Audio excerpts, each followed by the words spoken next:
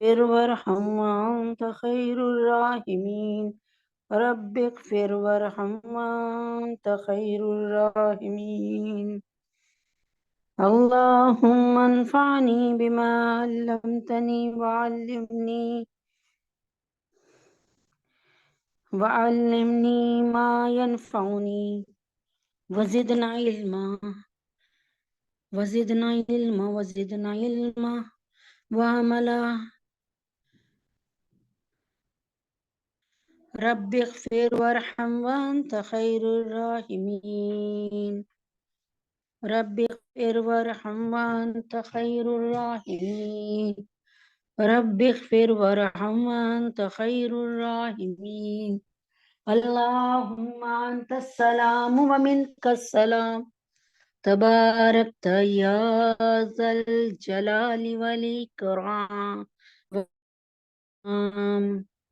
اعوذ باللہ من الشیطان الرجیم بسم اللہ الرحمن الرحیم الحمدللہ رب العالمین کہ آج اللہ پاک کے حکم سے پھر 2-2.5 دن بعد اللہ پاک نے پھر ہمیں اپنی صحبت میں، اپنی محفل میں، اپنی بیٹھک میں، اپنی مجلس میں، اپنے حلقے میں لا بٹھایا۔ اللہ تبارک تعالیٰ کا آنا جانا، بیٹھنا، سننا، سنانا، اس پر عمل کرنا اللہ پاک قبول فرمائے، منظور فرمائے۔ اللہ پاک ہم سب کے لیے آسانی فرمائے، اور اللہ پاک ہمارے فلسطین کے مجاہدین کے لیے، فلسطین کی بیٹیوں کے لیے، فلسطین کے بیٹوں کے لیے، فلسطین کے بزرگوں کے لیے، عورتوں مردوں کے لیے، بچوں کے لیے اللہ تعالیٰ آسانی والا اللہ پاک کوئی آسانی فرما دے، یا اللہ ان پر رحم کھا لے۔ اللہ تبارک تعالیٰ دنیا والے کبھی رحم نہیں کھاتے، والے اس کے ہی ساتھ دیتے ہیں جس کی گڈی چڑھی ہو۔ اے اللہ پاک کوئی اپنی جان کو مشکل میں ڈالنا نہیں چاہتا کسی کے لیے۔ اے اللہ پاک اپنے حبیب پاک صلی اللہ علیہ وسلم کے طفیل میں، یا اللہ وہ نہتے مسلمان صرف آپ ہی کی طرف دیکھ رہے ہیں۔ اللہ تعالیٰ وہ نہتے مسلمان صرف آپ کی طرف دیکھ رہے ہیں کہ اگر تو نے مسلمانوں کی دل جوئی نہیں کی، اگر تو نے مسلمانوں کی دل جوئی نہیں، تانا دیں گے بت کے مسلم کا خدا کوئی نہیں۔ اے اللہ تجھے تیرے نبی کا واسطہ، اللہ اکبر کبیرہ، اسرائیل کو نظر آ رہا ہے کہ اس کا بہت بڑا سپورٹر امریکہ اس کے ساتھ ہے، برطانیہ اس کے ساتھ ہے، جرمنی اس کے ساتھ ہے۔ اللہ پاک مسلمان، یا اللہ پاک غزہ کے مسلمان، فلسطین کے مسلمان کس کی طرف دیکھیں؟ اللہ ان کی ڈور صرف خالصتاً آپ ہی پر ہے۔ اللہ پاک ان کی ڈور صرف خالصتاً آپ ہی پر ہے۔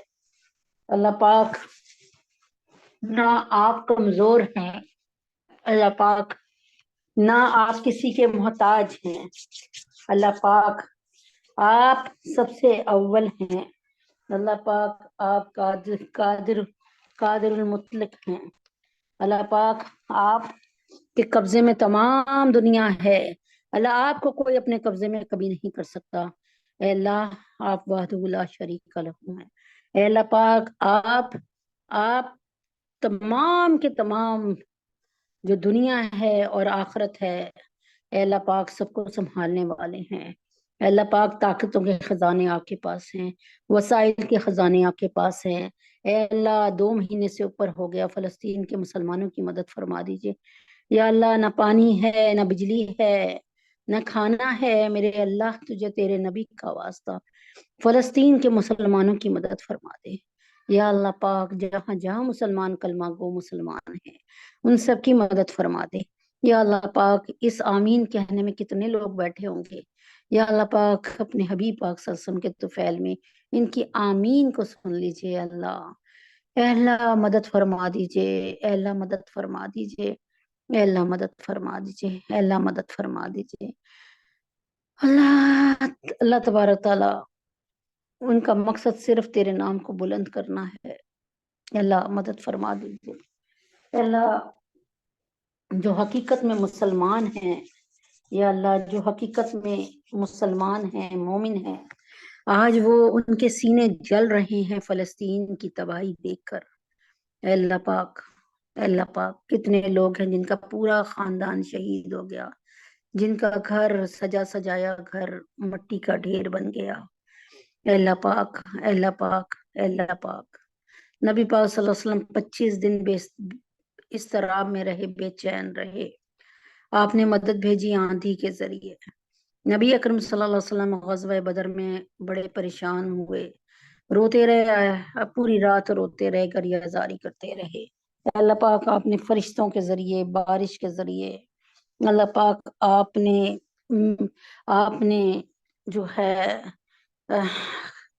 एक मुट्ठी खाक के जरिए अल्लाह पाक आपने बड़ी मदद फरमाई। अल्लाह पाक बड़ी मदद फरमाई।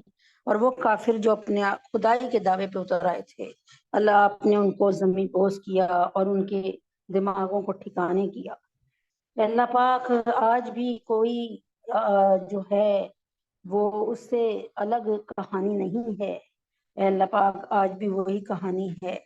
लेकिन बात यह है कि अल्लाह पाक, बात सिर्फ ये है कि इस वक्त जो हैं वो सारे के सारे खजाने आप ही के हाथ में हैं। अल्लाह पाक तमाम खजाने आपके हाथ में हैं। अल्लाह पाक तमाम ताकतों का रुख आपके पास। तो अल्लाह पाक अपने हबीब पाक सल्लल्लाहु अलैहि वसल्लम के तुफैल में, या अल्लाह रसूल पाक सल्लल्लाहु अलैहि वसल्लम के तुफैल में इस वक्त उनकी मदद करने की ज़रूरत है, क्योंकि इस वक्त हकीकी तौर पर उनको मदद की ज़रूरत है। अल्लाह पाक हमारे गुनाहों को माफ़ फरमा दीजिए। अल्लाह पाक हमारी खताओं को दरगुजर फरमा दीजिए। या अल्लाह पाक, या अल्लाह पाक किस तरह तुझे मनाएं।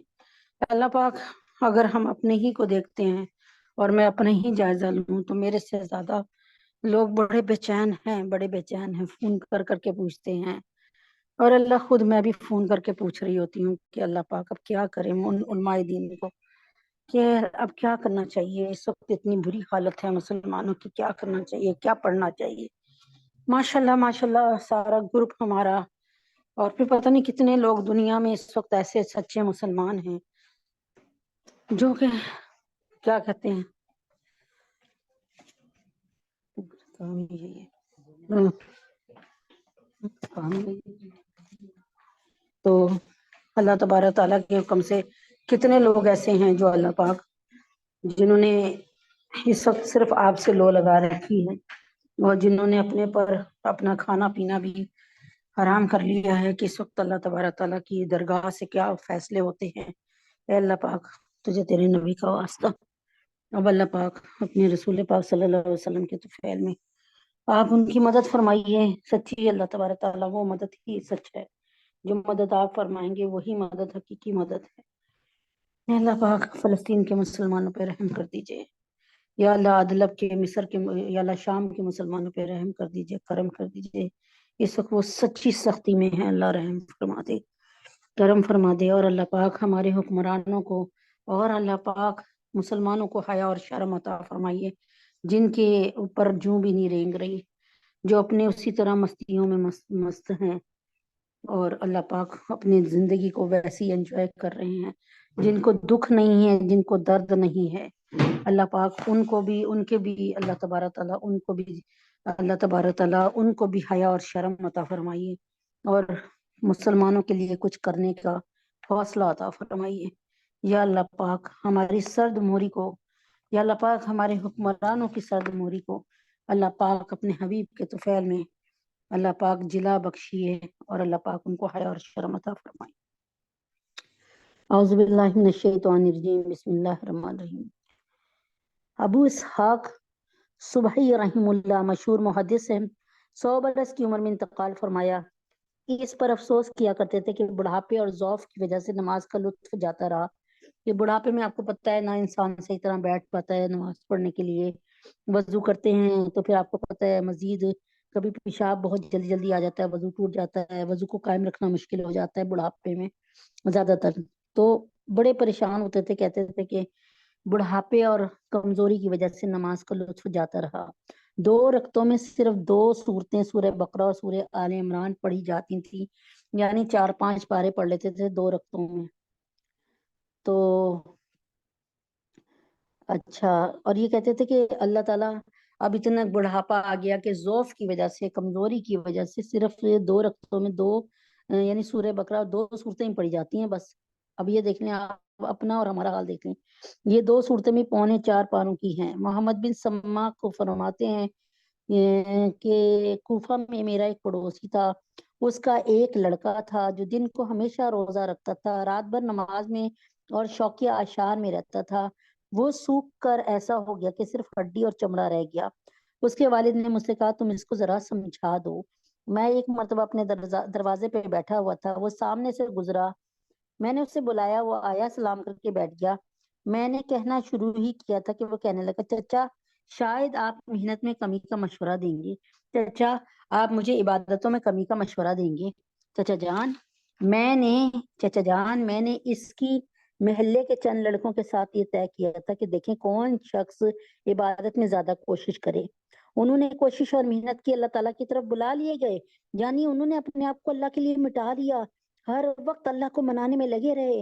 اللہ تعالیٰ نے ان کی کوششیں قبول کی اور اپنی طرف بلا لیے گئے. جب وہ بلائے گئے تو بڑی خوشی اور سرور کے ساتھ گئے, بڑے خوش ہو کے گئے. اللہ کی اس سرزمین کو چھوڑتے ہوئے اللہ کے جنت میں جانے کے لیے خوش تھے. ان میں میرے سوا کوئی باقی نہ رہا. میرا عمل دن میں 2 بار ان پر ظاہر ہوتا ہوگا. وہ کیا کہیں گے جب اس میں کوتاہی پائیں گے؟ چچا جان ان جوانوں نے بڑے بڑے مجاہدے کیے. ان کی محنتیں اور مجاہدے بیان کرنے لگا جن کو سن کر ہم لوگ حیران رہ گئے. اس کے بعد وہ لڑکا اٹھ کر چلا گیا. تیسرے دن ہم نے سنا کہ وہ بھی رخصت ہو گیا. رحیم اللہ رحمتن واسعہ. اب بھی اس گئے گزرے زمانے میں اللہ کے بندے ایسے دیکھے جاتے ہیں جو رات کا اکثر حصہ نماز میں گزار دیتے ہیں اور دن میں دین کے دوسرے کام و تبلیغ اور تعلیم میں منہمک رہتے ہیں. حضرت مجدد الف ثانی رحیم اللہ کے نام نامی سے کون شخص ہندوستان میں ناواقف ہوگا؟ ان کے ایک خلیفہ مولانا عبد الواحد رحیم اللہ لاہوری نے ایک دن ارشاد فرمایا کہ جنت میں نماز نہ ہوگی. کسی نے عرض کیا کہ حضرت جنت میں نماز کیوں ہو؟ وہ تو اعمال کے بدلے کی جگہ ہے, نہ کہ عمل کرنے کی. اس پر ایک آہ کھینچی اور رونے لگی اور فرمایا کہ بغیر نماز کی جنت میں کیوں کر گزرے گی, کیسے گزارا ہوگا؟ ایسے ہی لوگوں سے دنیا قائم ہے اور زندگی کو وصول کرنے والی حقیقت میں یہی مبارک ہستیاں ہیں. اللہ جل شانہ اپنے لطف اور اپنے پر مٹنے والوں کے تو فعل ہم سیاہ کاروں کو بھی نواز دے تو اس کے لطف عام سے کیا بعید ہے. تو کہنے کا کیا مطلب ہے, یہ دار العمل ہے, وہ دار الجزا ہے. یہاں پر ہم پیپر دے رہے ہیں, وہاں پر رزلٹ آئے گا. سمجھ آئی؟ یہ دار العمل ہے, وہ دار الجزا ہے. یہاں یعنی یہاں وہ دار الجزا ہے, یہ دار العمل ہے, وہ دار الجزا ہے. یہاں پر ہم نے محنت کی ہوگی تو وہاں پر ہمیں اچھا رزلٹ ہمارے ہاتھوں میں آئے گا. اگر ہم نے یہاں پر ہی محنت نہ کی اور اللہ کو نہ منایا تو وہاں پر اگر آپ سوچ لیں کہ اچھا رزلٹ ملے, یہ بھول جائیں. دیکھیں کبھی ایسا ہوا کہ جس نے پیپر میں کچھ لکھا ہی نہیں, خالی پیپر بھیج دیا, وہ یہ سوچے کہ مجھے تو وہ یہ سوچے کہ مجھے فرسٹ پوزیشن ملے گی, تو اس سے بڑھ کر بے وقوف کوئی آپ سمجھیں گے؟ ایک لڑکا اپنی کلاس میں پڑھتا ہی کچھ نہیں ہے, ایک لڑکا یا لڑکی, ایک اسٹوڈنٹ طالب علم کچھ نہیں پڑھتا اور اس کے اپنے معلم کی بات کو بھی نہیں سنتا, استاد کی بات کو بھی نہیں سنتا, ٹیچر کی بات کا کہنا بھی نہیں مانتا, ٹیسٹ میں فیل ہوتا جا رہا ہے, تو آپ کیا سمجھیں گے کہ کیا اس کو سارے اساتذہ کرام پیار محبت کریں گے اس سے؟ کیا اس کو پروٹوکول ملے گا؟ کیا اس کو سرٹیفکیٹ ملیں گے؟ کیا اس کی پروموشن ہوگی؟ یاد رکھیں, یہاں پر آپ نے پہلی کلاس پاس کی تو دوسری پاس کی تو پھر تیسری کی فکر, تیسری پاس کی تو چوتھی کی فکر, میٹرک کو پاس کیا تو پھر ایف اے کی فکر, ایف ایس سی کو پاس کیا تو پھر بی ایس سی کو فکر, بی ایس سی کو پاس کیا تو پھر ایم ایس سی کی فکر. لیکن اور وہاں پر اگر آپ پاس ہو گئے تو آپ کو کوئی فکر نہیں ہے, پھر کسی اور کلاس کو پاس کرنے کی فکر نہیں.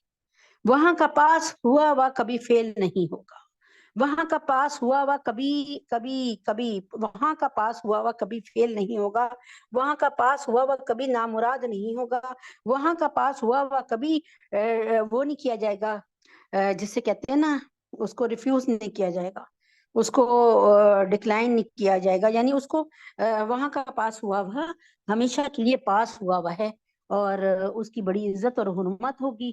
یہ دنیا تو اب دیکھیں نا ایک نہیں کروڑوں لوگوں کی نظر میں اس وقت حماس کے لوگ بے وقوف ہوں گے. ایک نہیں کروڑوں، ایک نہیں کروڑوں لوگوں کی نظروں میں اس وقت فلسطین کے لوگ بے وقوف ہوں گے کہ یہ بے وقوف ہیں جی، مارے کھا رہے ہیں، جھکتے نہیں، یہ وہ. آپ مجھے بتائیں نا کہ اگر کوئی ہمیں مارے اور ہم سے کہے کہ اپنا دین مذہب چھوڑ دو، تو کیا ہم اس پر کمپرومائز کر لیں گے؟ ارے اللہ تبارک تعالیٰ نے کس قرآن آپ کو خوبصورت آنکھیں دی، خوبصورت ہاتھ دیے، خوبصورت چہرہ دیا، آپ کو بریلینٹ مائنڈ دیا، آپ کو آئی کیو لیول دیا، آپ کو ذہانت دی، آپ کو بیٹے دیے، آپ کو بیٹیاں دی، اللہ پاک نے آپ کو گھر بار دیا، آپ کو کھانے پینے کے ذخیرے دیے، آپ کو گاڑی دی، آپ کو بہترین موبائل دیا جس پر آپ یہ پروگرام سن رہی ہیں. اب مجھے بتائیں اتنا اللہ تبارک تعالیٰ نے سب کچھ دیا تو کیا مطلب ہے؟ وہ اللہ تعالیٰ اتنا رزق کے دروازے ہم پر کھولا ہوا ہے. کھانا کھاتے ہیں تو اللہ تبارک تعالیٰ اس کو ہضم کر کے ہمیں طاقت دیتے ہیں اور گندی کھانے کے غیر ضروری فضلہ کو باہر نکال کے پھینک دیتے ہیں. اگر اللہ تبارک تعالیٰ ہمارے غیر ضروری فضلے کو باہر نہ نکالیں تو وہی ایک بادشاہ کا قصہ نہیں کہ ایک بادشاہ نظام الدین اولیاء سے بہت بیر کھاتا تھا، بڑی نفرت کرتا تھا اور چاہتا تھا کہ نظام الدین اولیاء کو جو ہے وہ کہیں نہ کہیں سے ذلیل کیا جائے. ایک دفعہ اللہ پاک نے اس کے اس بغض کو دیکھا تو اس بادشاہ کا پیشاب بند کر دیا. اب اس کو پہلا دن ہو گیا پیشاب نہیں ہوا، دوسرا دن ہو گیا پیشاب نہیں ہوا، تیسرے دن اس کی مرنے والی حالت ہو گئی. اب پانی کی پیاس تو لگے گی لیکن اس کو نکالا نہیں جا رہا، گندے ایسڈ جمع ہو رہے ہیں جسم میں، اس کی تکلیف بڑھتی جا رہی تھی. کسی نے حکمہ عاجز آ گئے، حکیم لوگ عاجز آ گئے، ڈاکٹر عاجز آ گئے. اب کیا اس وقت ڈاکٹر تو ہوتے نہیں تھے، حکیم ہوتے تھے. اب کیا کسی عقل مند نے کہا کہ آپ نظام الدین صاحب کے ساتھ بڑی ذاتی کرتے تھے، اب ان کو بلائیں، ان سے دعا کرائیں. ٹھیک ہے، نظام الدین اولی رحم اللہ کو بلایا گیا. اب یہ نہیں ہے کہ بلایا گیا بادشاہ کے دربار میں، ظاہر ہے بادشاہ مجبور، اللہ نے بادشاہ کو مجبور کر دیا، اس کی حالت اتنی خراب تھی کہ اس کو جو کہا جاتا وہ کرتا. تو نظام الدین اولیاء رحم اللہ ان کے دربار میں آئے اور ان کے بادشاہ نے بہت محنت کی ہے اور آپ کو بلایا ہے تو پلیز آپ حاضر ہو جائیں. یہ سوچ کے کہ چلو شاید یہ کوئی اللہ تبارک تعالیٰ کے نام کا کلمہ پڑھ لے، اپنے آپ کو ٹھیک کر لے، کوئی تبلیغ اس کے ساتھ کر لوں گا، تو آپ آ گئے. لیکن جب وہاں پہ حالات دیکھے تو کہ اس طرح بادشاہ کا پیشاب بالکل بند ہوا ہوا اور 3 دن سے اس کو تکلیف کے مارے برا حال ہے. اللہ معاف کرے، اللہ معاف کرے، اس کا اندازہ اللہ معاف کرے مجھے اپنی زندگی میں ایک دفعہ ہوا ہوا ہے.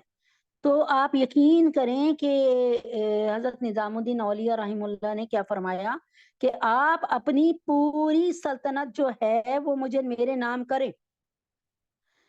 کہیں لکھا آدھی سلطنت، کہیں لکھا پوری سلطنت. آدھی سلطنت بھی بہت زیادہ ہوگی، کوئی کم تو نہیں ہوگی.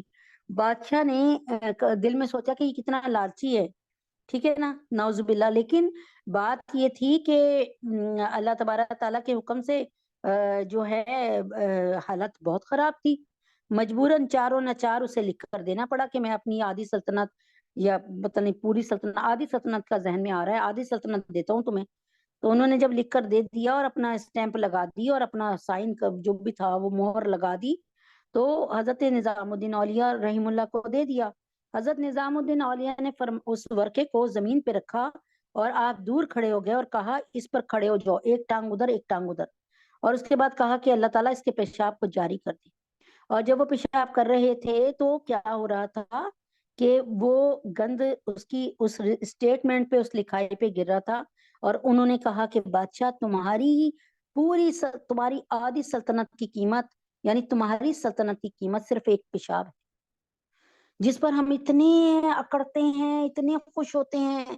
اب آپ سوچنے والی بات ہے کہ تاریخ میں ایسے قصے بھرے پڑے ہیں جس میں اللہ تبارک تعالیٰ کوئی نہ کوئی موقع پر انسان کی اصلاح کرنا چاہتے ہیں، لیکن جب ہمارے حالات صحیح ہو جاتے ہیں، ہمارے سارے میٹرز صحیح ہو جاتے ہیں، سارے معاملات صحیح ہو جاتے ہیں، پھر ہم اللہ کے لیے یوں سوچتے ہیں کہ بھئی جیسے ہمارا کسی سے مطلب ہو اور ہمارا وہ مطلب حل ہو جائے تو ہم کہتے ہیں تو کون اور میں کون.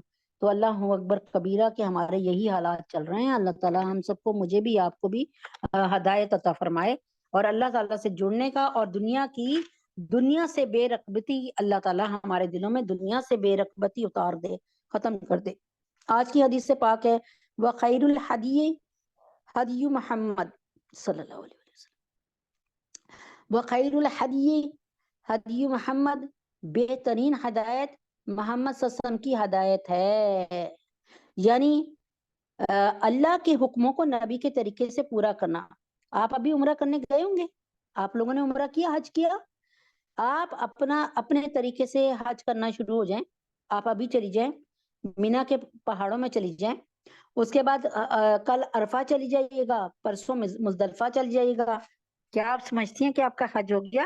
نہیں، ہمارے نبی پاک صلی اللہ علیہ وسلم نے جو حج کیا وہ 9 ذی الحج کو کیا، 8 مطلب 9 ذی الحج سے پہلے مینا پہنچے، مینا میں پھر 8 ذی الحج کو حاجی جو ہے مینا پہنچ جاتے ہیں، کوئی 7 کو بھی پہنچ جاتے ہیں، تو 8 وہ پہاڑوں پہ پہنچ گئے، ٹھیک ہے، کس پہ؟ مینا کے، مینا کی سرزمین پہ پہنچے۔ اس کے بعد 9 ذی الحج کو، یہ وہی جگہ ہے، وہی کرائٹیریا ہے جہاں پر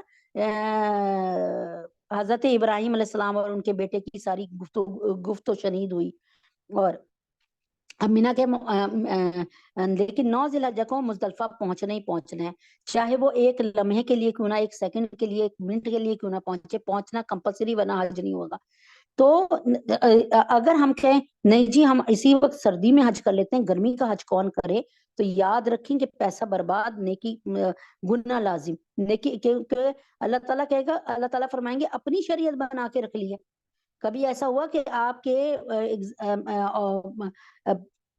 انسٹیٹیوٹ میں، آپ کے کالج میں یا اسکول میں امتحان ہوئے بالفرض 11 جنوری کو، لیکن آپ کہیں جی میں تو ابھی جا کر امتحان دیتا ہوں، فارغ ہو جاتا ہوں، تو آپ مجھے یہ بتائیں کہ ایسا ہوتا ہے کیا؟ ایسا عموماً ہو جاتا ہے؟ کبھی کوئی ایسا ریئر کیس ہو جائے، کوئی ایسا ہو جائے، اللہ معاف کرے، تو اس کی قسم نہیں کھا سکتے، لیکن عام طور پہ بتائیں نا کہ ایسا نہیں ہو سکتا نا۔ اس لیے جب آپ نے کلمہ پڑھ لیا لا الہ الا اللہ، لا الہ الا اللہ، اس کا مطلب ہے نہیں ہے کوئی معبود صرف اللہ کے، اللہ کے سوا کوئی معبود نہیں ہے، تو آپ نے اس غلامی کا اقرار کر لیا جس غلامی کو قرآن میں کہا گیا کہ کیا تم یہ پسند کرتے ہو کہ تم ایک کے غلام ہو، یا تم پسند کرتے ہو کہ تمہارے بہت بے تحاشا مالک ہو، کوئی تم سے کچھ کہے، کوئی ڈیمانڈ کرے۔ تو اللہ تعالیٰ فرماتے ہیں کہ دیکھیں، یعنی عقل مند آدمی ایک کی غلامی کو پسند کرے گا، نہ کہ اس پر 360 بتوں کا، یعنی 360 مالکوں کو مسلط کر دیا جائے۔ آپ خود بھی تو دیکھیں نا کہ آپ کے گھر میں اگر ایک میڈ ہو تو آپ نے چاہ رہے ہیں کہ اس میں آپ چاہ رہے ہیں کہ اس میڈ سے کپڑے دھلوا لیں، لیکن دوسرا جو آپ کی جٹھانی وغیرہ ہے، یا دوسرے گھر میں آپ کی نند وغیرہ، وہ کہہ رہی ہے نہیں نہیں نہیں نہیں ابھی تو تم صرف آٹا گوندو، تیسری کہہ رہی ہے نہیں پھر روٹی پکا کے دو، چوتھی کہتی ہے نہیں نہیں پیاز کاٹ کے دو، تو پھر مجھے بتائیں وہ بیچاری کیا کرے گی؟ اسی طرح ایک اللہ کی غلامی میں آنے کے بعد دوسرا مطالبہ کیا ہے کہ صدق اور اخلاص۔ صدق کہتے ہیں نبی کے طریقے کو، حج کرنا ہے تو نبی کے طریقے سے، روزہ رکھنا ہے تو نبی کے طریقے سے، نماز پڑھنی تو نبی کے طریقے سے، زکوٰۃ دینی تو نبی کے طریقے سے، کپڑے پہننے تو نبی کے طریقے سے، جوتی پہننی تو نبی کے طریقے سے، جوتی اتارنی ہے تو نبی کے طریقے سے، کپڑے اتارنے ہیں تو نبی کے طریقے سے، کھانا کھانا ہے تو نبی کے طریقے سے، سڑک پر جانا ہے تو نبی کے طریقے سے، دروازے سے نکلنا ہے تو نبی کے طریقے سے، ہوائی جہاز میں بیٹھنا تو نبی کے طریقے سے، سواری میں بیٹھنا تو نبی کے طریقے سے، لین دین کرنا تو نبی کے طریقے سے، اور ماں کی حیثیت سے چلنا ہے تو وہ بھی ہم نے ازواج مطہرات کو دیکھنا ہے، باپ کی حیثیت سے، بیٹے کی حیثیت سے، بھائی کی حیثیت سے، پڑوسی کی حیثیت سے، سارے رول ماڈل نبی اکرم صلی اللہ علیہ وسلم ہیں۔ بہترین باپ، بہترین بھائی، بہترین بیٹے، بہترین پڑوسی، بہترین جرنیل، بہترین سپہ سالار، بہترین حکیم، بہترین طبیب، آل راؤنڈر۔ چنانچہ بہترین ہدایت محمد صلی اللہ علیہ وسلم کی ہدایت ہے۔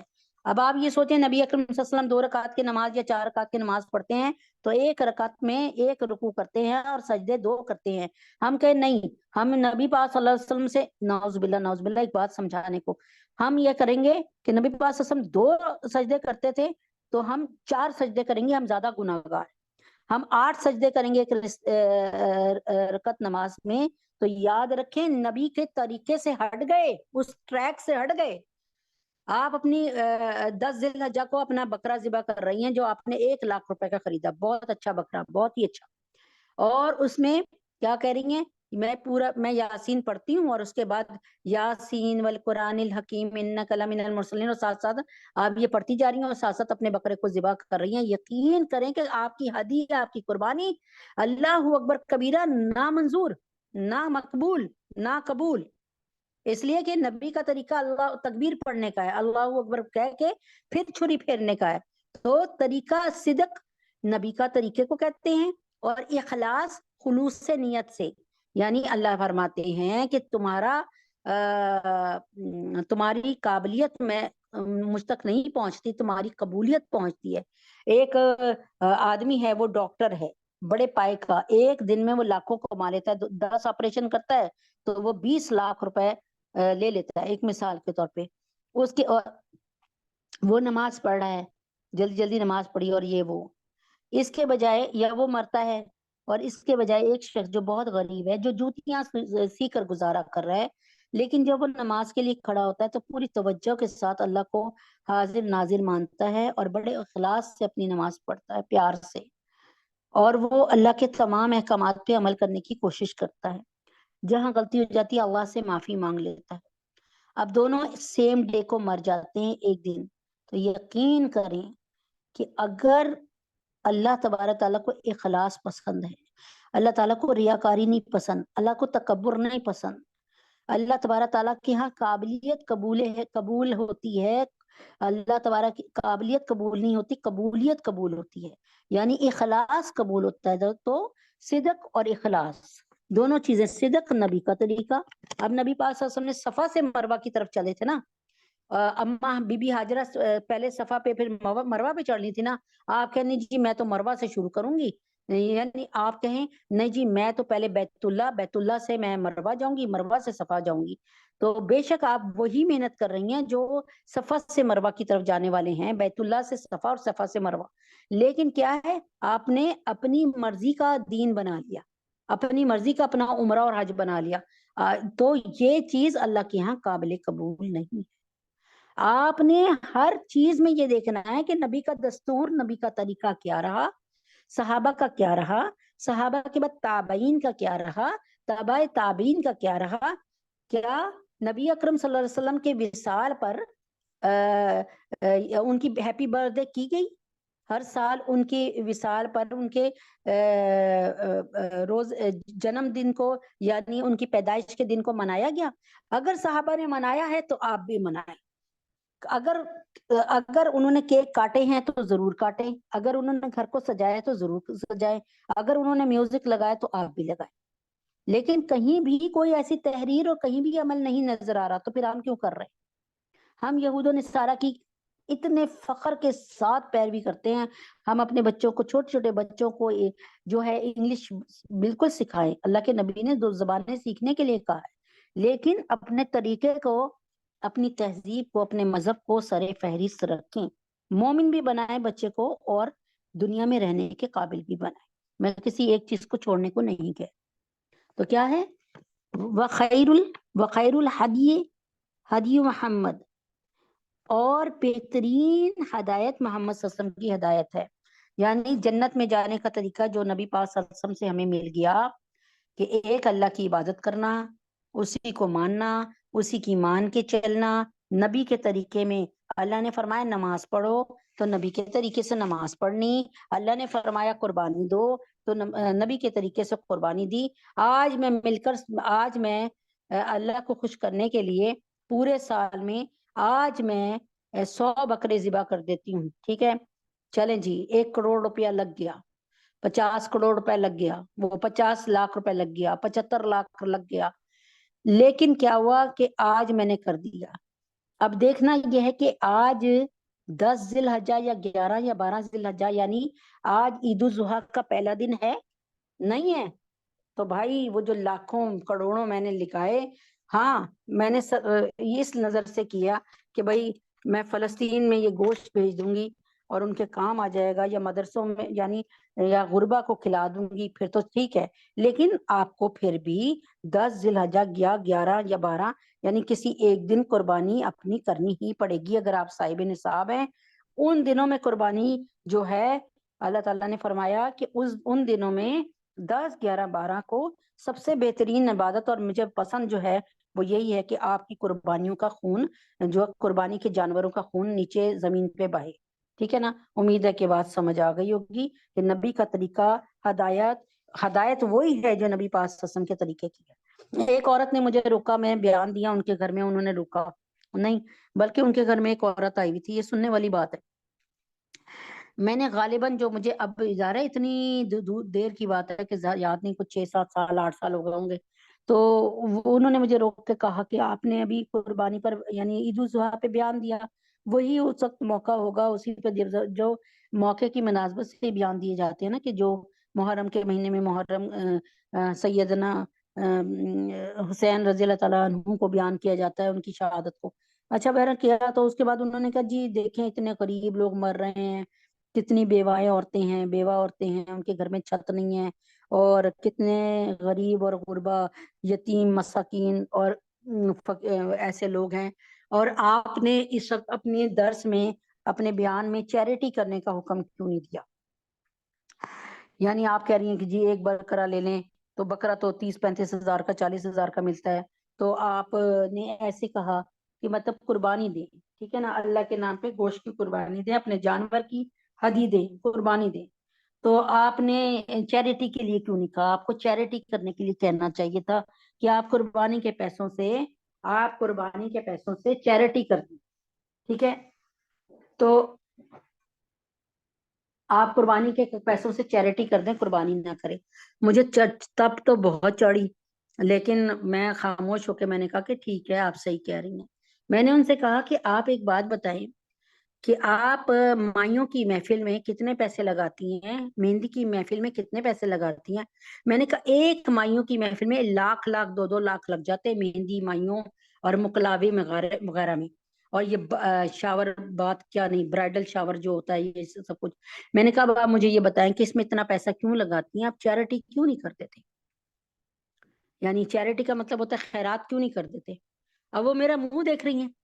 میں نے کہا بھائی ایک چیز اگر اللہ تعالیٰ فرما رہے ہیں تو اللہ کو نہیں پتا کہ غریبوں مسکین اور محتاجوں اور فقیروں کی دیکھ بھال کرنی ہے، ان کی چھتیں ڈلوانی ہیں، بیواؤں کی یتیموں کی دستگیری کرنی ہے؟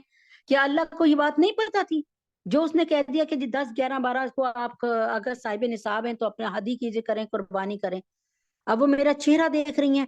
میں نے کہا باجی حکم ہے اور دینے والا اللہ ہے، ہم حجت نہیں کر سکتے، ٹھیک ہے، ہم حجت نہیں کر سکتے بھائی آپ۔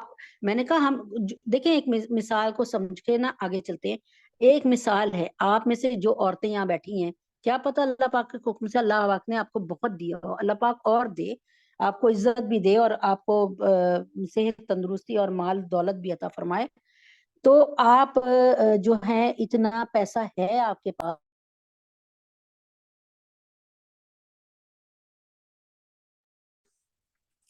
اتنا پیسہ ہے آپ کے پاس کہ آپ صاحب نصاب ہیں، ٹھیک ہے، تو اتنا پیسہ ہے کہ آپ صاحب نصاب ہیں، تو آپ پیسہ لگا رہی ہیں نا، یعنی اتنا پیسہ ہے، یعنی آپ کے پاس ماشاءاللہ لاکھوں روپے ہے، اس میں سے آپ 50,000 کا بکرا لے رہی ہیں یا 70,000 کا یا 1,00,000 کا، اور ہے آپ کے پاس لاکھوں، تو بھائی آپ ایک بکرا ذبح کرتے ہوئے مجھے موت کیوں آ رہی ہے؟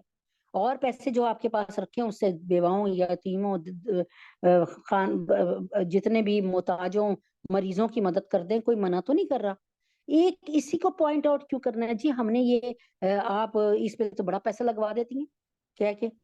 تو بھائی میں نے کوئی اپنی طرف سے تو گڑھ کر حکم نہیں دے دیا، یہ تو حکم اللہ کا ہے، اور نبی پاک صلی اللہ علیہ وسلم نے اس پر عمل کر کے بھی دکھایا، الحمدللہ رب العالمین۔ جو میرے پاس ایک رپورٹ ہے اس حساب سے نبی پاک صلی اللہ علیہ وسلم نے حجۃ الوداع کی یعنی جو حج کیا تھا اس پر 63 اونٹوں کی قربانیاں دی گئی، 63 63، تو کیا یہ سب کے سب نبی اکرم صلی اللہ علیہ وسلم کو یہ بات نہیں پتا تھی؟ مطلب ایک مثال ہے لوگوں سے کہنے کی کہ بھائی بہت سے لوگوں کے گھر میں کھانے کو نہیں ہے، پینے کو نہیں ہے، ان کے پاس چھپڑ نہیں ہے، ان کے پاس حجرے نہیں ہیں، ان کے پاس تیاب گدے نہیں ہیں. یہ تمام باتیں نبی اکرم صلی اللہ علیہ وسلم کو ہم سے بہتر پتا تھی، اور اللہ تعالیٰ کو ہم ان سے اور ہم سب سے بہتر پتا ہے. تو جب اللہ تعالیٰ نے ایک حکم دیا ہے تو ہم اس کے لیے بہانے بنائیں اور یہ کہیں کہ جی چیریٹی کریں اور یہ کریں، تو یاد رکھیں کہ یہ سب اسلام سے دور کرنے والی باتیں ہیں. اللہ تعالیٰ مجھے اور آپ کو ہدایت سے نوازے. سورۃ انفال، سورۃ الانفال. تو اللہ تبارک تعالیٰ کے حکم سے پہلی آیت ہو چکی الحمدللہ، بلکہ دوسری آیت بھی ہو چکی تھی اس دن. تو یہاں پر دوبارہ سے اسی طرف آتے ہیں کہ مختصر طور پہ کہ نبی اکرم صلی اللہ علیہ وسلم 40 سال کی عمر میں جب تھے تو آپ کو اللہ پاک نے نبوت عطا فرمائی. یہ دنیا میں آنے والے سب سے آخری نبی تھے، اور یہ اپنی کتار میں آنے میں، یعنی آپ نے اپنی جب آئے تو الحمدللہ رب العالمین. سب سے پہلے نبی اگر سوچتے ہیں تو وہ حضرت آدم علیہ السلام ہے، اور سب سے اگر آخری نبی کا نام سوچتے ہیں تو حضرت محمد صلی اللہ علیہ وسلم ہے. اب اس کے بعد نبی کوئی نہیں آئے گا ہمیں سمجھانے کو، بتانے کو. آپ نے ہمیں سب کچھ سمجھا دیا. آپ نے ہمیں وہ شریعت عطا فرما دی جس میں کوئی تغیر اور تبدیلی اب ممکن نہیں ہے. ٹھیک ہے، پہلے تو یہ ہوتا تھا نا، موسیٰ علیہ السلام پہ تورات نازل ہوئی، ان کے جب عیسیٰ علیہ السلام پر انجیل نازل ہوئی تو تورات کے کچھ اصولوں کو بدل دیا گیا اور سلیبس میں کوئی چینجز ہوئی.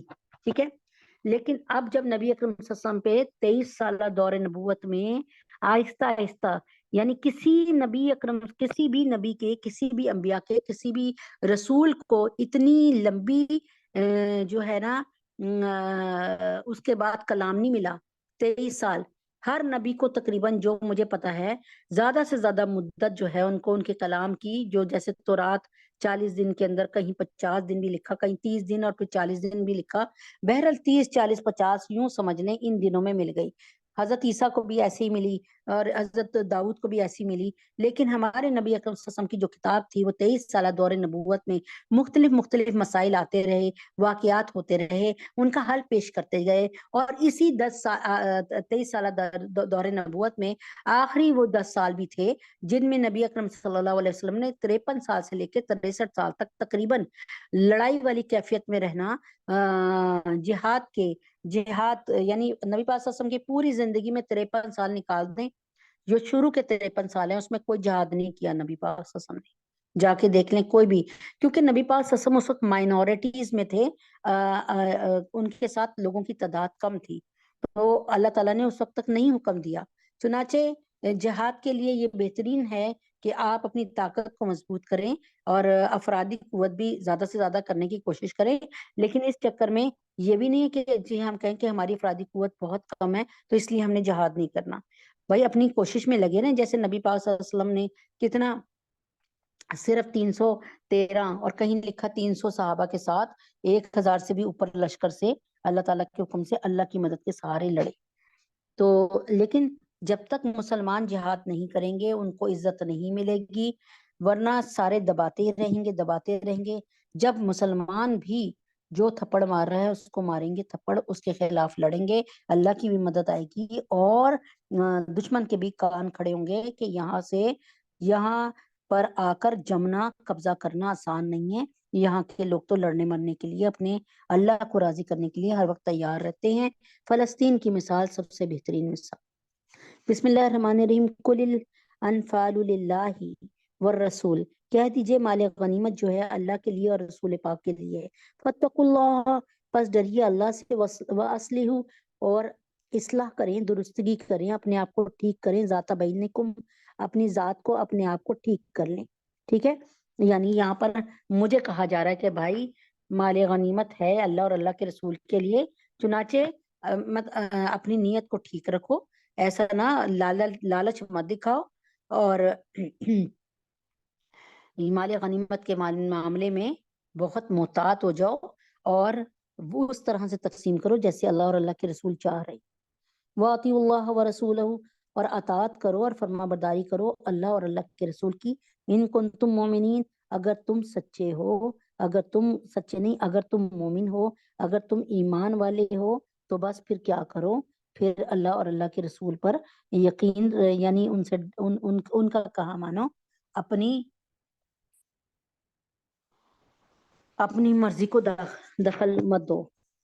ترمذی اور ابن ماجہ وغیرہ میں حضرت عبادہ بن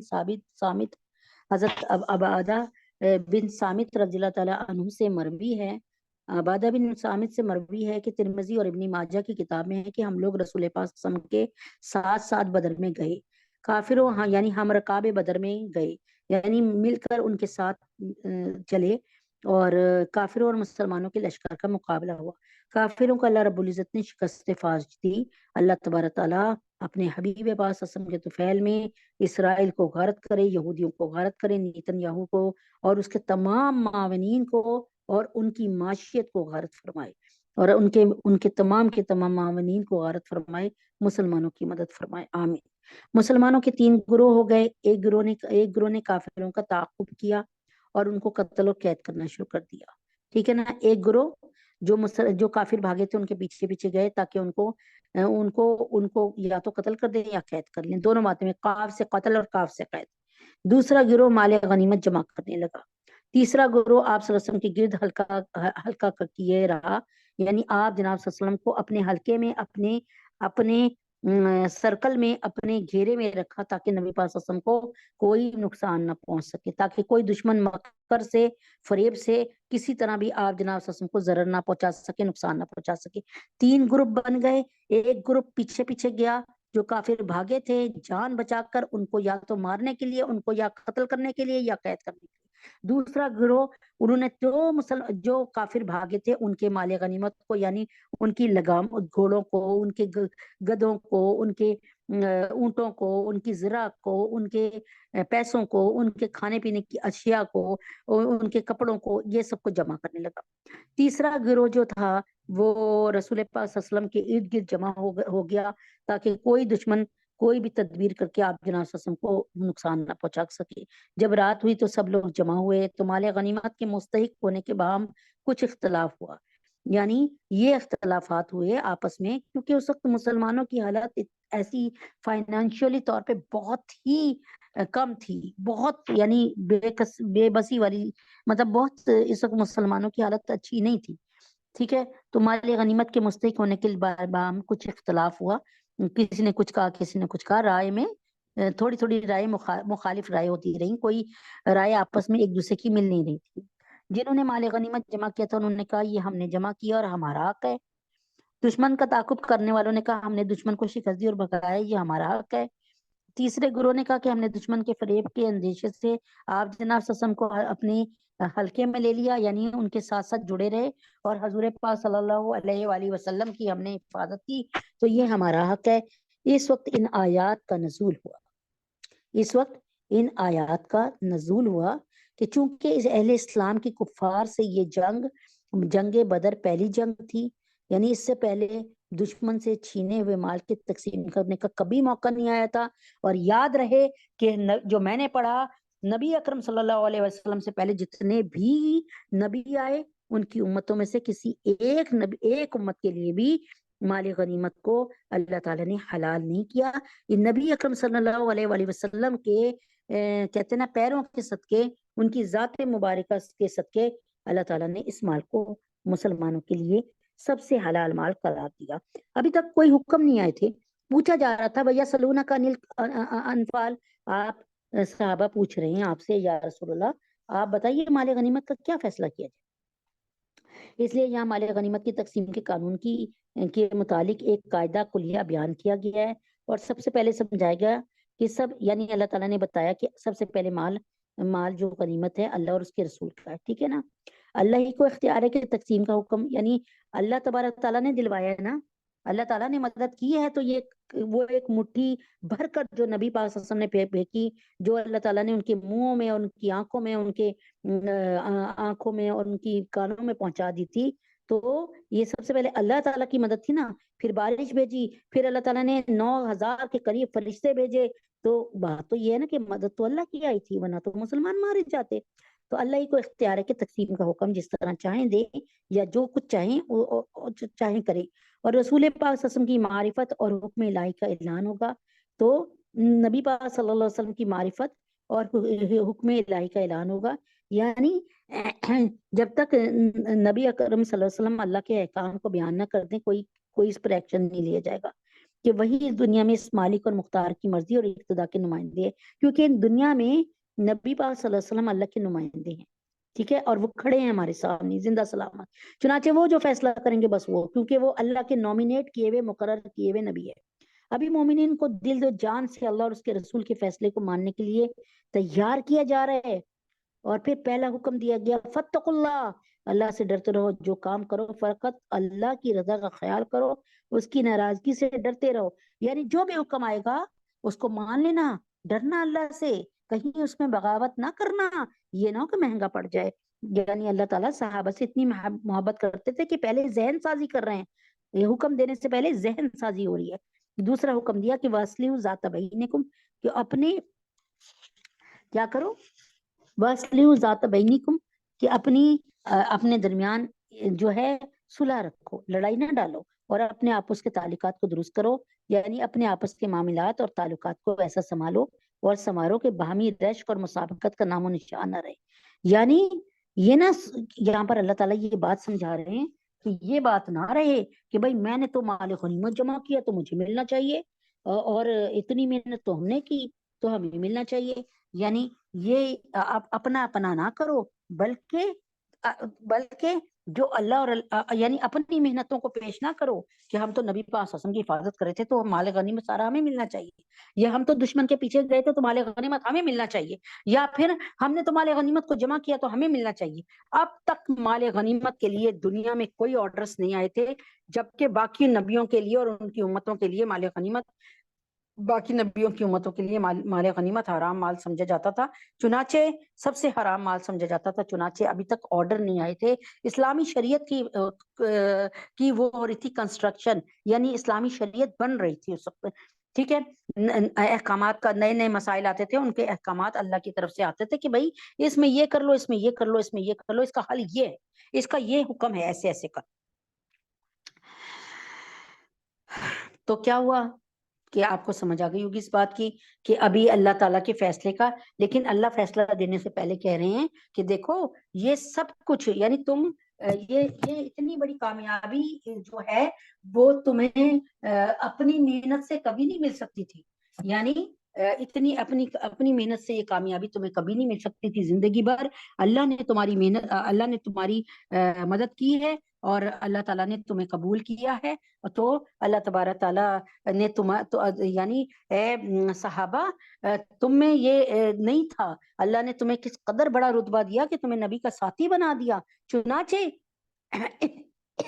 نبی اکرم صلی اللہ علیہ وسلم کی رائے کو سامنے رکھو اور اللہ کے فیصلے کو دل سے، چاہے وہ کوئی بھی فیصلہ دیں، دل سے ماننے کے لیے تیار رہو.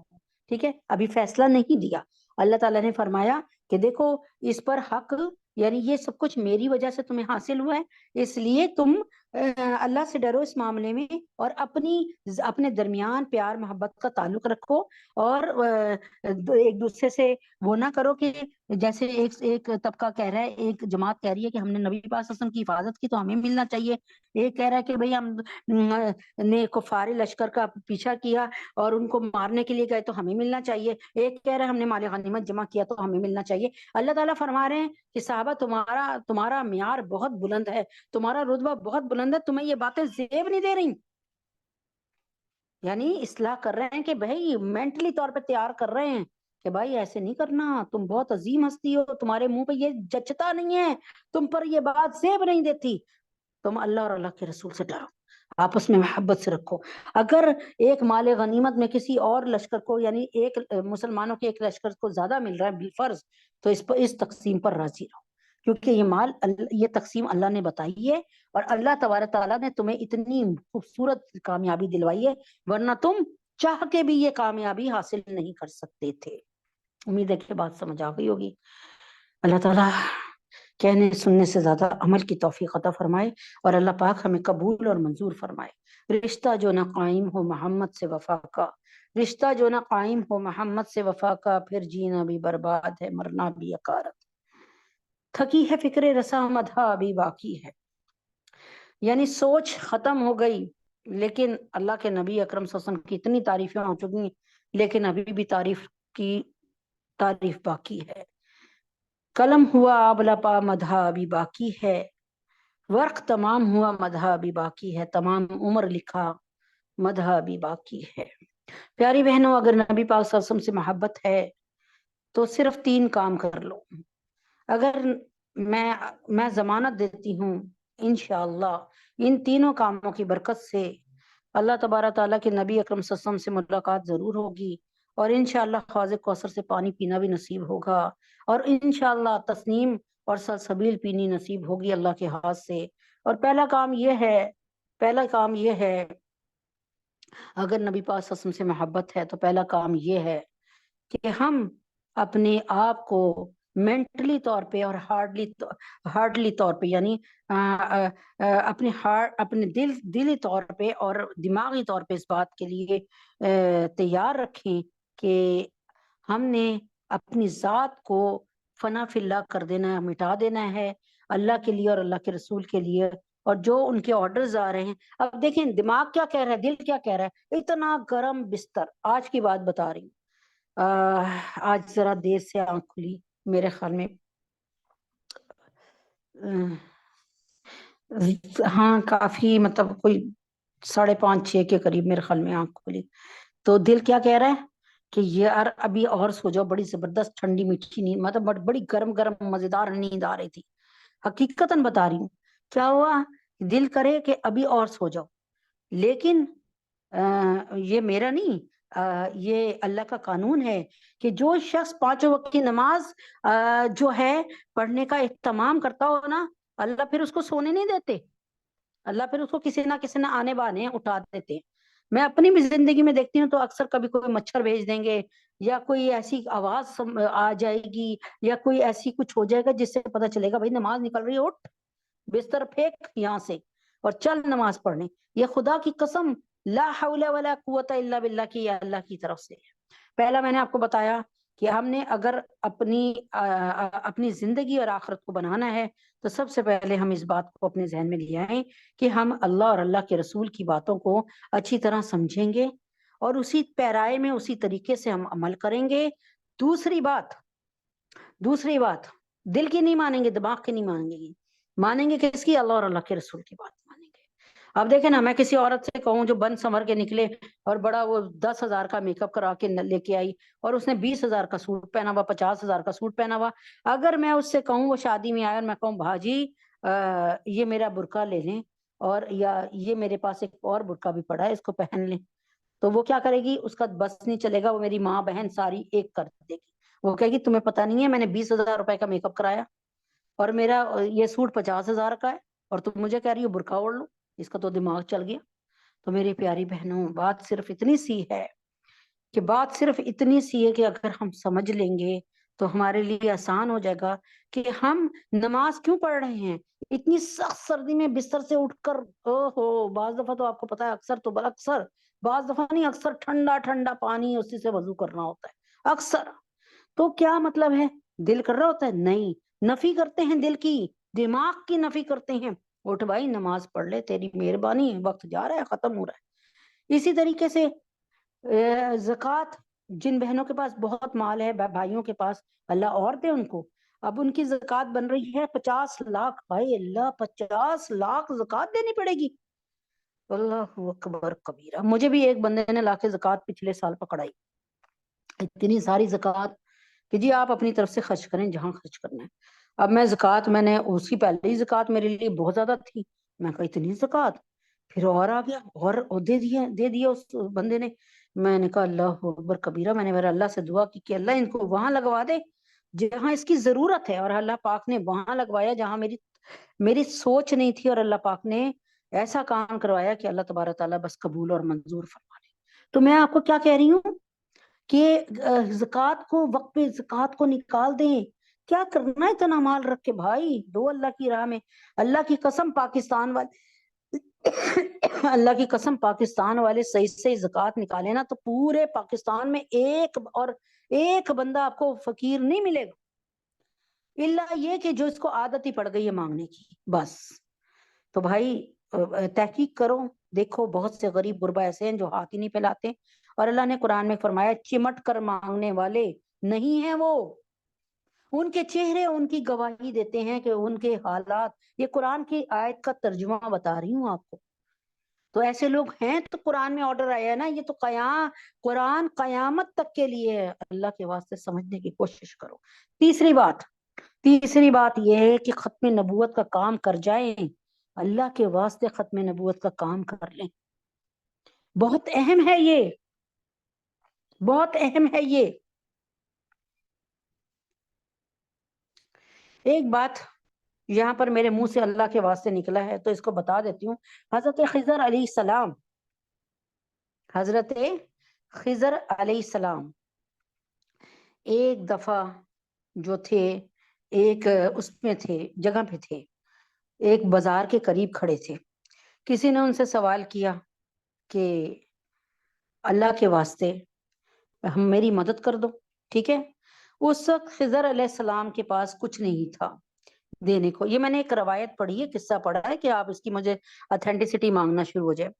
تو انہوں نے کیا کیا، کسی نے کہا کہ بھائی یہ چیز یہ مجھے اللہ کے واسطے میری مدد کر دیں. اب خضر علیہ السلام کے پاس اس وقت کچھ تھا نہیں تھا دینے کے لیے. ٹھیک ہے، جو قصہ میرے ذہن میں رہ گیا تو وہی بتا رہی ہوں. تو حضرت خضر علیہ السلام نے کیا کیا کہ اس سے کہا اچھا ٹھیک ہے میں مدد کرتا ہوں.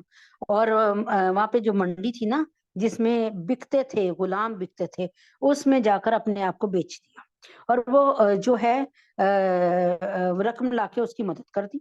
اس نے کہا تھا اللہ کے واسطے میری مدد کر دو. اب جس آقا نے ان کو خریدا، وہ آقا ان سے اتنے خوش ہوئے کہ ہر وقت وہ اپنے اس غلام کو بڑا راضی رہے. ایک دفعہ وہ آقا وہ مالک جانے لگے تو خضر کہیں سفر پہ، انہوں نے کہا کہ میں نا 1 مہینے 2 مہینے بعد آؤں گا واپس. تو انہوں نے خضر علیہ السلام نے فرمایا، ان کو تو نہیں پتا تھا یہ اتنے بڑے جو ہے ان کا اتنا اللہ تعالیٰ نے نبی بنایا ہے ان کو، تو ان کو نہیں پتا تھا. تو کہنے لگے کہ اب آپ مجھے، کہیں ان کے لیے نبی کا لکھا ہے کہیں بہرحال اللہ تعالیٰ جانتے ہیں. تو کیا کہ انہوں نے کیا کہا کہ آپ ایسا کریں کہ مجھے نا کوئی کام بتا جائیں، اتنے دن میں فارغ ہی رہوں گا نا. تو انہوں نے کہا کہ اچھا یہ میری زمین ہے، اس پر مکان بنانا ہے، وہ جتنا ہو سکے بنا دینا. یعنی ان کو پتا تھا میں 1 مہینے 1.5 مہینے بعد آ جاؤں گا، کتنا بنائے گا، زیادہ سے زیادہ تھوڑی سی دیواریں ہی اونچی کریں گے اتنے اکیلے میں. جب وہ آئے تو مکان بالکل تیار بنایا بالکل.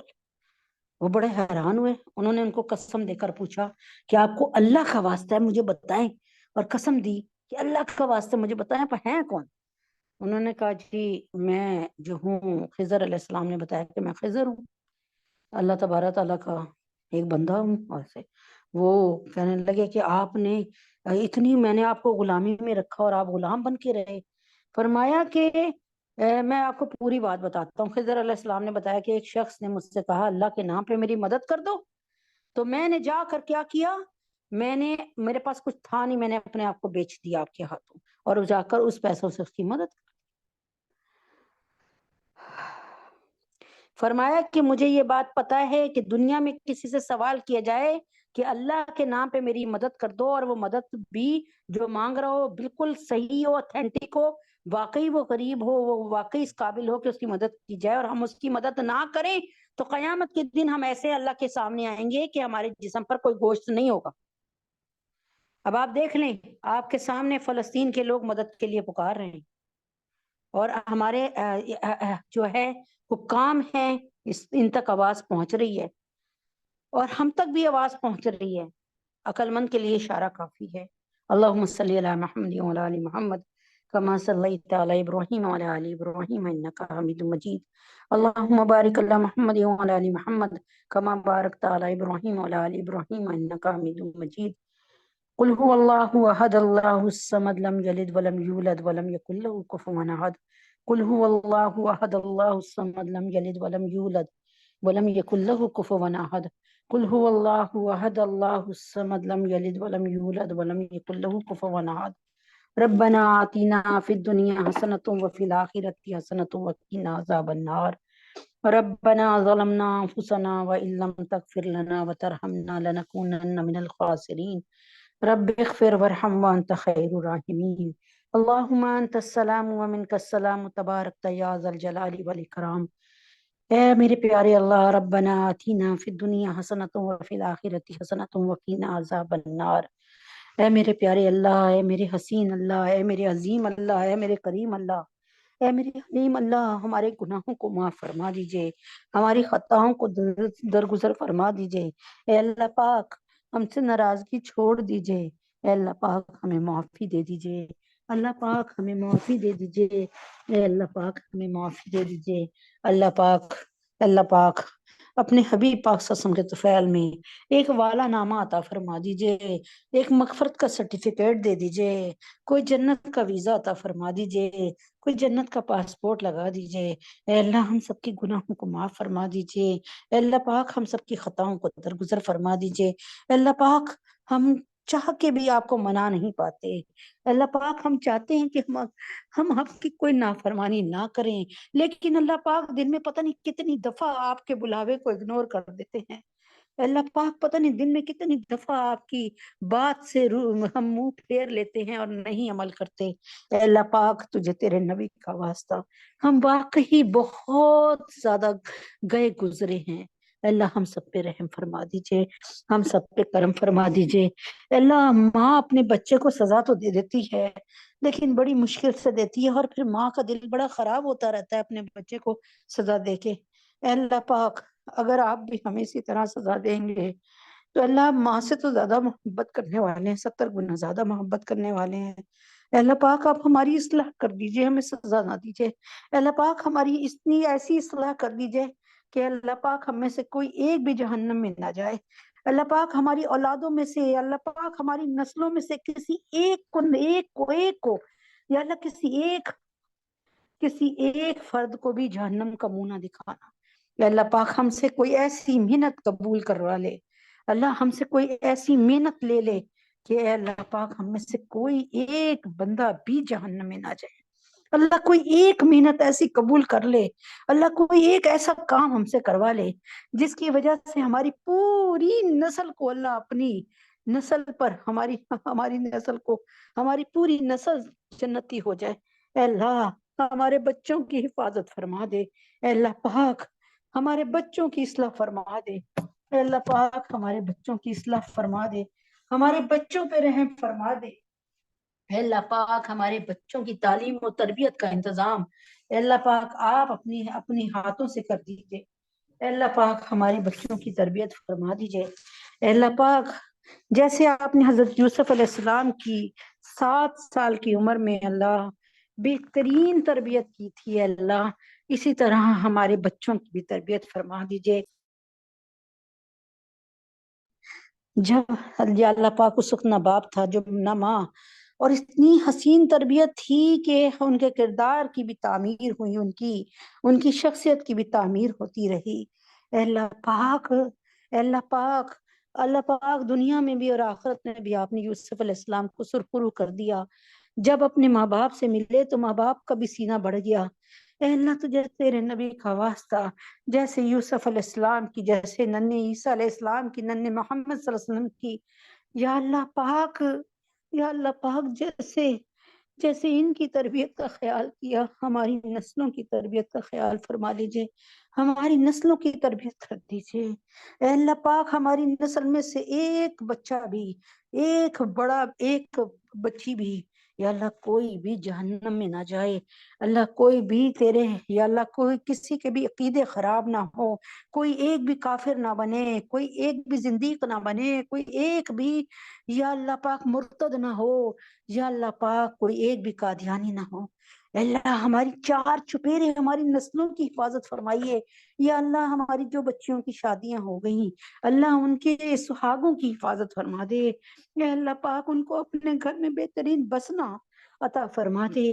یا اللہ پاک جو بچیاں اس وقت گھر میں بیٹھے ہمارے پاس بیٹھی ہیں اور اللہ پاک وہ نکاح کی عمر تک پہنچ چکی ہیں، اے اللہ پاک امت محمد صلی اللہ علیہ وسلم کی ساری بیٹیوں اور بیٹوں کے لیے حفصہ، فاطمہ، جویریہ، سدرہ، سبحانہ، حفصہ، سجاد، بینی، شفیفہ، بنات سرور، فخر، عبد المتین، سعدیہ، نظام، مہتاب، ندا، مصباح، آمنہ، عنبر، ختیجہ، شائستہ، نمرہ، زینب اور منتہا کی شادی بہترین اور اچھی جگہ پہ جلد فرمائیے۔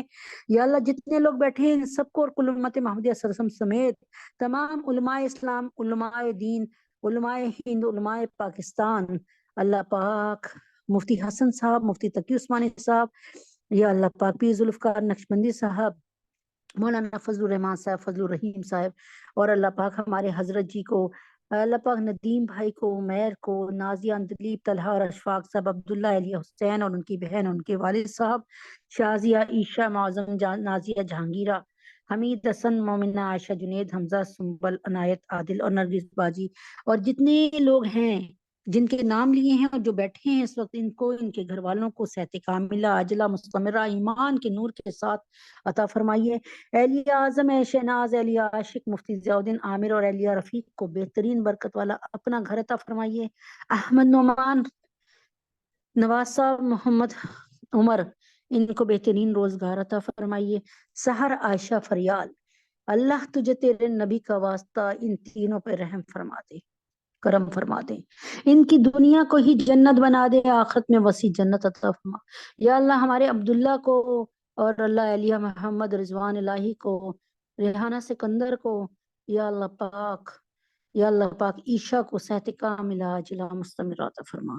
یا اللہ پاک ڈاکٹر ہمنا کو، فاطمہ کو، یا اللہ پاک عیشہ اور عبداللہ کو، اللہ اور جتنی یہاں بہنیں بیٹھی ہیں ان سب کو، ان سب کے بچوں کو دنیا اور آخرت کے ہر امتحان میں 100% نمبروں سے کامیابی عطا فرمائیے۔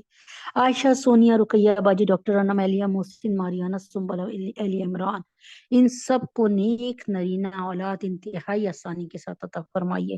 ہم سب کے گناہوں کو معاف فرمائیے، ہم سب کو خطاؤں کو درگزر فرمائیے۔ یا اللہ مسلمان جہاں کہیں ہیں، بوسنیا، چیچنیا، صومالیہ، برما، شام، سیریا، عراق، افغانستان، کشمیر، فلسطین، یا اللہ پاک فی فلسطین، فلسطین، فلسطین، انا دمی فلسطین، اللہ فلسطین پہ رحم فرما دے۔ یا اللہ مشرقی ترکستان، انڈیا اور چائنا کے مسلمانوں پر رحم فرما دے، کرم فرما دیجئے، ان کی ایمان کی طاقت کو اللہ جیسے صحابہ کو ایمان عطا فرمایا ویسے ان کو اور ہمیں ایمان عطا فرمائیے۔ یا اللہ جیسے صحابہ کو ایمان عطا فرمایا وہی ایمان ہماری پوری نسلوں کو عطا فرمائیے۔ اے اللہ ہماری نسل جہاں کہیں جائے، جیسے آپ کیچڑ میں کمل کی حفاظت کرتے ہیں، ہماری اولادوں کو بھی اللہ ان کو زنا سے اور شراب سے، یا اللہ برے عقیدوں سے، بری صحبت سے، اللہ ہر بیماری سے، ہر وبا سے، ہر بلا سے ان کی حفاظت فرمائیے۔ اے اللہ پاک، اے اللہ پاک، اے اللہ پاک ہماری اولادوں کو، ہماری نسلوں کو دعاؤں کے حصار میں رکھنا اللہ ہمیشہ، اللہ بھٹکنے سے بچا لیجیے گا، ہم سب پہ رحم فرما دیجیے گا۔ اللہ ہمارے حماس کی مجاہدین کی مدد فرما دیجیے، فلسطین کے مسلمانوں کی حفاظت فرما دیجیے۔ اے اللہ اس محفل کو قبول اور منظور فرما لیجیے، نبی پاک صلی اللہ علیہ وسلم کے طفیل میں اس کی تمام دعاؤں کو قبول فرما لیجیے۔ اے اللہ پاک اس محفل میں کوئی ایسا نیک ہوگا انشاءاللہ، اللہ اس کے طفیل سے اللہ پاک اس محفل میں برکت عطا فرما دیجیے، ہم سب کے گناہوں کو معاف فرمائیے، خطاؤں کو درگزر فرمائیے۔ یا اللہ پاک ہماری وفاؤں کو قبول فرمائیے۔ یا اللہ پاک نیتن یاہو کو، جوئی بائیڈن کو، میکرون اور مودی کو اور ان کے سب کے معاونین کو، ان کی معاشیت کو غارت فرمائیے۔ وصلی اللہ تعالی علی خیر خلقہ محمد وعلی آلہ وصحبہ اجمعین برحمتک یا ارحم الراحمین۔ سبحان ربک رب العزت عما یصفون وسلام علی المرسلین والحمد للہ رب العالمین۔ السلام علیکم ورحمۃ اللہ وبرکاتہ۔